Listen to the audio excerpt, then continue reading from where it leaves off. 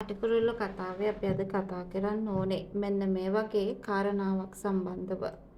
ඇත්තම කියනවා නම් ලොකු බදයට පුළුවන් වේවිද ආයෙ වතාවක් සම්බන්ධකමක් ඇති කරගන්න අවස්ථාවක් හදලා දෙන්න. ඉතින් කොහොම වුණත් අපි ඒක මේ වෙලාවේ කතා කරන්න අවස්ථාවක් හදාගෙන තිබුණයි කියන කතාව.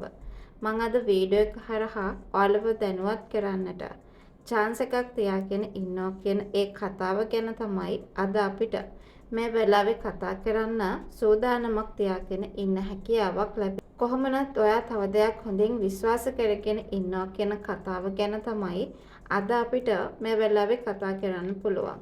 ලොකුබද කෙවින්ව සහ නිම්නාවිව ගොඩාක් කිට්ටු කිරීමේ අරමුණෙන් ලොකු ප්‍රශ්නයක් ඇති කරා කියන එක ගැන මම අද වීඩියෝ එක හරහා ඔයාලත් එක්ක කතා කරන්න chance එකක් හදාගෙන ඉන්නවමයි.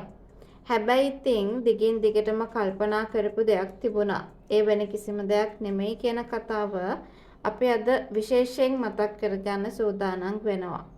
හැබැයි තමන් අතින් වෙච්ච වැරද්ද කවදාවත් නිවැරදි වෙන්න ඕනේ නැති තැනකට එන්න ඕනේ නැහැ කියන එක හොඳින්ම තේරුම් අරගෙන ඉන්නවා කියන ඒ කතාව තමයි අපිට අද මතක් කරන්න පුළුවන්. ඉතින් ලොකුබද කියන්නේ එහෙම ලේසියෙන් කිසි දෙයක් අතාරින කෙනෙක් නෙමෙයි කියන ඒ කතාව ගැන තමයි අද අපි විශේෂ කාරණාවක් විදියට මෙතනදී ඔයාලව දැනුවත් කරන්න සෑහෙන අවස්ථාවක් තියාගෙන ඉන්නේ කියන ඒ කතාව ගැන තමයි අද අපිට මේ වෙලාවේ කතා කරන්න chance එකක් තියාගෙන ඉන්නේ කියන ඒ කතාව ගැන අපි අද මේ වෙලාවේ මතක් කරන්න බලාපොරොත්තුවක් තියාගෙන ඉන්නවා කියන ඒ කතාව තමයි අද අපිට මේ වෙලාවේ මතක් කරන්න ඕනේ.